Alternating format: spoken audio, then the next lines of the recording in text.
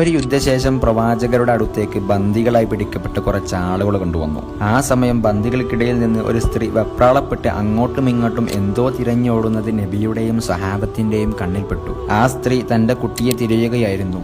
കുറച്ച് സമയത്തിന് ശേഷം ആ സ്ത്രീ തന്റെ കുട്ടിയെ കണ്ടെത്തി തന്റെ മാറോട് ചേർത്ത് തുരതുര ചുംബിച്ചു. ഇതെല്ലാം കണ്ടുകൊണ്ടിരിക്കുകയായിരുന്ന നബി തങ്ങൾ തന്റെ അനുചരന്മാരോടായി ചോദിച്ചു, ആ സ്ത്രീ തന്റെ കുട്ടിയെ എരുതിയിലേക്ക് എറിയുന്നത് നിങ്ങൾക്ക് സങ്കല്പിക്കാൻ സാധിക്കുന്നുണ്ടോ? അവർ മറുപടി പറഞ്ഞു, ഇല്ല നബിയെ, അള്ളാഹുവാണ് സത്യം, ആ സ്ത്രീക്ക് ഒരിക്കലും തന്റെ കുട്ടിയെ എരുതിയിലേക്ക് എറിയാൻ സാധിക്കുകയില്ല. അപ്പോൾ പ്രവാചകൻ അവർക്ക് പഠിപ്പിച്ചു കൊടുത്തു, ആ സ്ത്രീക്ക് തന്റെ മകനോടുള്ള കാരുണ്യത്തേക്കാൾ അള്ളാഹുവിന് തന്റെ അടിമകളോട് കാരുണ്യമുണ്ട്. നബി തങ്ങൾ മറ്റൊരു സന്ദർഭത്തിൽ അനുചരന്മാർക്ക് പറഞ്ഞു കൊടുക്കുന്നുണ്ട്, അള്ളാഹു കാരുണ്യത്തെ 100 ഭാഗങ്ങളാക്കി മുറിച്ചു, 99 ഭാഗങ്ങളും അവന്റെ അടുത്ത് തന്നെ വെച്ചു. അതിൽ നിന്ന് 1 മാത്രമാണ് മനുഷ്യനും ജിന്നിനും മറ്റു സകലമാന ജീവജാലങ്ങൾക്കും ഇടയിൽ അവൻ ഇറക്കിയത്. ആ ഒരു കാരുണ്യം കൊണ്ട് മാത്രമാണ് ഈ ലോകത്ത് സകല ജീവികളും പരസ്പരം കാരുണ്യം കാണിക്കുന്നത്.